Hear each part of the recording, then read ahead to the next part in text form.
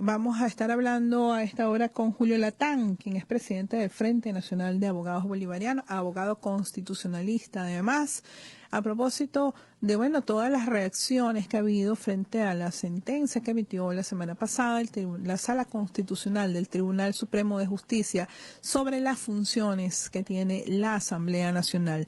Julio, muy buenos días. Gracias por acompañarnos. Gracias a ti, Esther, por permitirme expresar ahora en la mañana, por eso tu programa, mi opinión, y no más que mi opinión, la visión constitucional, pues la lectura pertinente de la Constitución Bolivariana de Venezuela sobre la situación que corresponde a las competencias de la Asamblea Nacional y a los actos que pueden verificar, anular o decidir el Tribunal Supremo de Justicia en sala constitucional. Pues. Estamos en una situación bastante especial, que no se ha entrado a un conflicto de competencia ni un conflicto de poderes, pero estamos casi a punto de que la Asamblea Nacional tome derroteros inconstitucionales, buscando atajo para defenestrar al presidente de la República, Nicolás Maduro, y para quitar toda posibilidad de ejercicio de otros órganos del poder público. Ahora, Julio, cuando tú dices que estamos a punto de eso, de que la Asamblea Nacional asuma derroteros no constitucionales, ¿exactamente a qué te refieres? Porque ciertamente, hubo un debate la semana pasada, la mayor parte de las intervenciones de los diputados opositores llamaba a desconocer o desacatar la sentencia. Sin embargo, hasta ahora parece haber quedado solo en el discurso.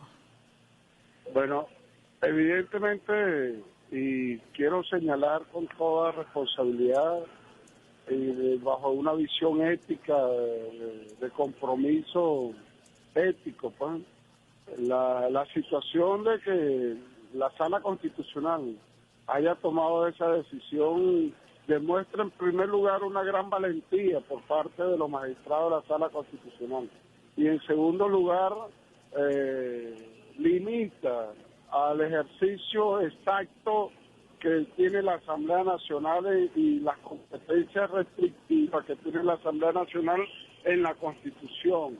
La Constitución no le da a la Asamblea Nacional potestad para crear una comisión especial y cuyo interés era defenestrar, revocar la designación de unos magistrados. Eso es constitucional, la pretensión de la Asamblea Nacional, y así fue señalado por la Sala Constitucional. No le queda otro mecanismo sino aceptar, acatar esa decisión. No puede un órgano del poder público atentar contra la Constitución, y si no acata esa decisión está atentando contra la Constitución. Si pretende decir que no es válida, que no existe la sentencia por una argumentación que le dan al presidente de la Asamblea, una asesoría mal asesorado, vale decir una lectura de un reglamento que no corresponde a la situación, cuando hay una ley orgánica del Tribunal Supremo de Justicia del 2010 que es claro, señala que con 4 magistrados, en el caso de la Sala Constitucional, que participen y tomen la decisión y firmen la sentencia, es válida. En consecuencia, no pueden seguir teniendo otras pretensiones sino acatar esa decisión. Y así lo señalamos muy responsablemente. Y lo otro es que no se limita la capacidad contralora de la Asamblea Nacional. Ahí quisiera que te extendieras un poco, Julio, porque hasta ahora las declaraciones desde el presidente de la Asamblea Nacional hasta, el último opositor ha dicho que la decisión limita, cercena la capacidad de sancionar corruptos y de hacer algunas contralorías de parte de la Asamblea Nacional. ¿Es así realmente? No. La primera parte de la decisión, que la divide muy acertadamente la sentencia en 4 partes, se refiere a la división de los poderes. Y ahí hay un reconocimiento de la competencia, de la rama del poder público que tiene que ver con la potestad legislativa. La Asamblea Nacional puede legislar, puede controlar, puede investigar, puede interpelar, y así lo reconoce la sentencia, pero limitado, claro está, al concepto restrictivo de competencia. Vale decir, las competencias vienen asignadas por la Constitución, y en ese caso está referido solo y exclusivamente al control que ejerce la Asamblea Nacional sobre el gobierno y la administración pública nacional.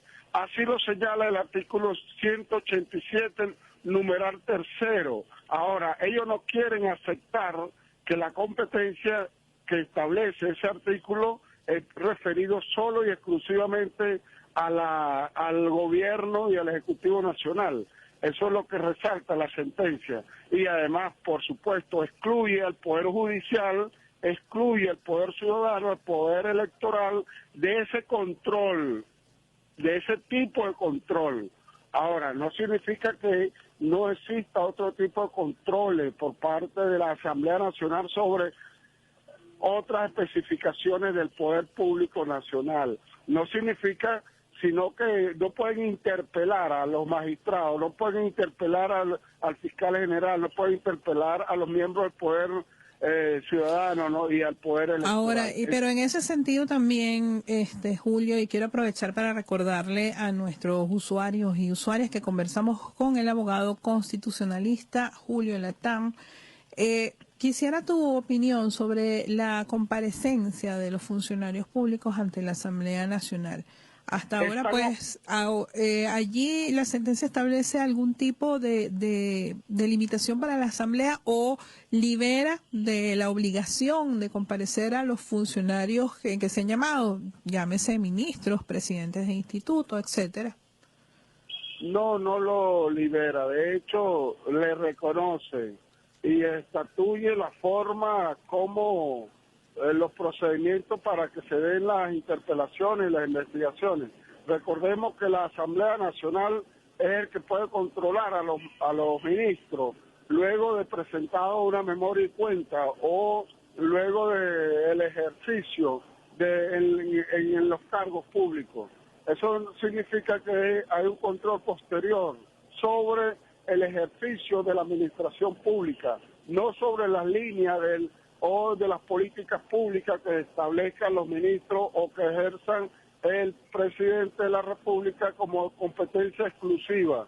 La Asamblea Nacional no puede trastocar por vía de un control, convertirlo en un ejercicio de políticas públicas. Eso sí lo determina el Tribunal Supremo de Justicia. Pero en lo que respecta a la comparecencia de los ministros, pueden y deben comparecer. Es más, están obligados a comparecer ante las comisiones respectivas para las interpelaciones respectivas en la materia que específicamente le plantea la Asamblea Nacional en la gestión pública desarrollada por esos ministros. Ahora, ¿qué significa? Que le hayan puesto unos procedimientos de forma, de tal manera que no se deje indefensión y que no puedan causar trastocamiento en el ejercicio del poder público del Ejecutivo Nacional, porque pareciera que querían era estar de una manera reiterada sometiendo a los ministros a ofensa y a escarnio público y en una manera de ejercer el control del ejercicio del control sobre la administración pública que no correspondía. Hay un procedimiento que efectivamente establece la sentencia que va acorde con la visión que tiene la Sala Constitucional sobre el control sobre el Ejecutivo Nacional y los ministros. Ahora, Julio, yo quisiera también tu comentario sobre las propuestas que viene haciendo la Asamblea Nacional, la bancada opositora, sobre la salida del presidente Nicolás Maduro, ¿no? El presidente de la Asamblea, el día que asumió el cargo, dijo que le daba 6 meses al presidente de la República. Sin embargo, pues los lapsos que establece la misma Constitución para figuras como la enmienda constitucional o el referéndum revocatorio no cuadran con ese lapso, por un lado. Y por otro lado, ya de hecho está en proceso en las calles una recolección de firmas que recuerda mucho a lo que sucedió en el 2004 con las firmas para el referéndum revocatorio del presidente Hugo Chávez. Recordemos que esas firmas que se recogieron en inicio fueron rechazadas por el CNE porque no cumplían una serie de requisitos y hubo otro proceso de recolección de firmas que permitió a la oposición convocar el revocatorio.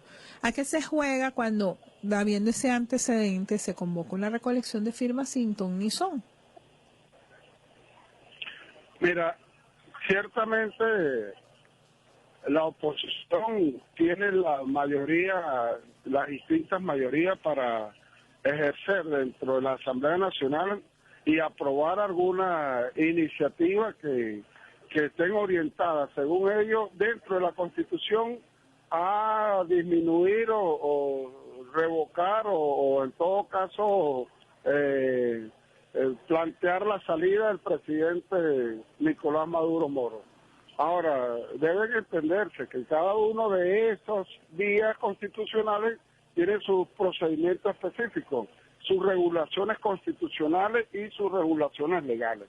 Si en el caso del referéndum revocatorio deben recoger más del 20% exacto de los electores y electoras, pero esas firmas requieren un procedimiento específico que está regulado por el Consejo Nacional Electoral, está tutelado y controlado por el Consejo Nacional Electoral. No pueden convertir en cualquier momento una recolección de firmas en un referéndum consultivo como pretendían ellos en una oportunidad, como bien tú lo señalas, en el 2004, y esa firma, por supuesto, a destiempo, extemporánea, no controlada, no puede ser válida para ser considerada dentro del porcentaje requerido para la convocatoria de referéndum revocatorio.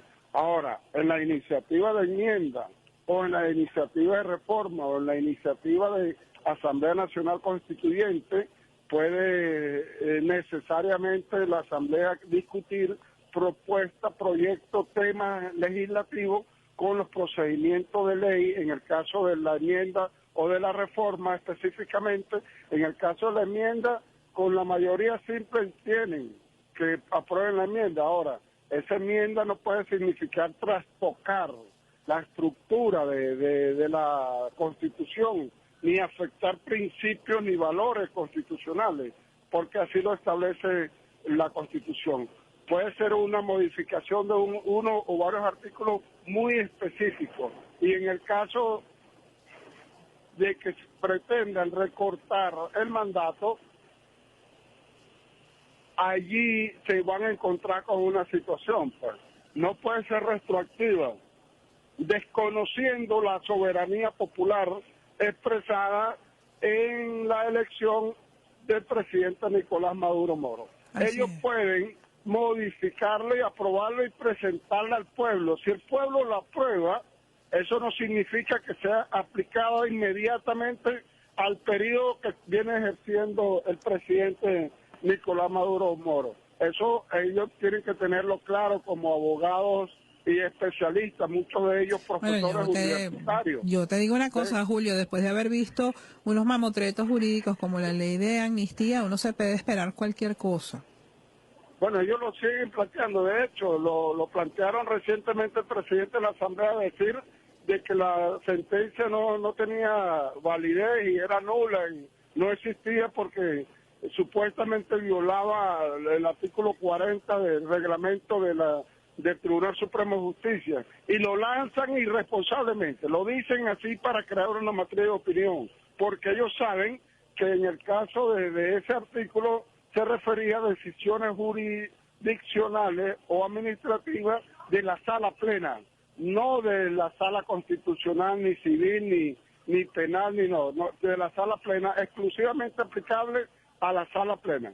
Y lo otro es que los artículos de la Ley Orgánica del Tribunal Supremo de Justicia, en cuanto a la validez de la sentencia, en cuanto a la firma que requieren y la aprobación, el voto favorable que requieren para la sentencia y las deliberaciones del tema que tiene que ver con la sentencia, en el caso del artículo 8, en aplicación del artículo 10 y 11 de la misma ley, exige que en el caso de la Sala Constitucional, que tiene 7 miembros, 4 hacen mayoría absoluta, y en consecuencia esa sentencia es totalmente válida. Esto lo reitero porque como esa opinión, así lanzan cualquier opinión, que va el abandono, que van a decretar el abandono, que van a decretar varios mecanismos adicionales que están en la Constitución.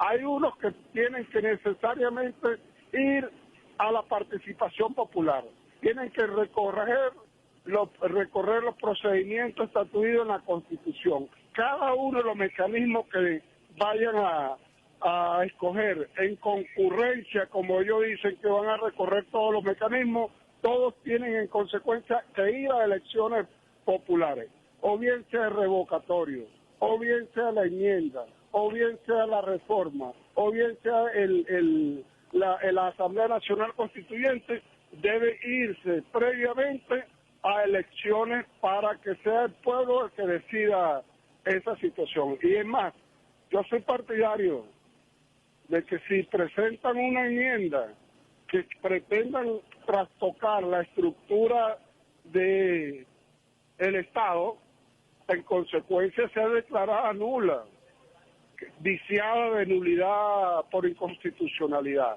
Y eso va a generar otras situaciones políticas, como la que estamos viviendo ahorita con lo de la comisión esa espurua comisión que pretendieron revocar las designaciones de los magistrados. Julio, siempre un gusto conversar contigo. Bienvenido a nuestro espacio siempre. Ok, gracias, Esther, y estamos en sintonía. Desde el Frente Nacional de Abogados estamos haciendo actividad en todo el país para la defensa de la institucionalidad, de la Constitución y, por supuesto, de los grandes avances y logros de la Revolución Bolivariana. Era Julio Latán, presidente del Frente Nacional de Abogados Bolivarianos.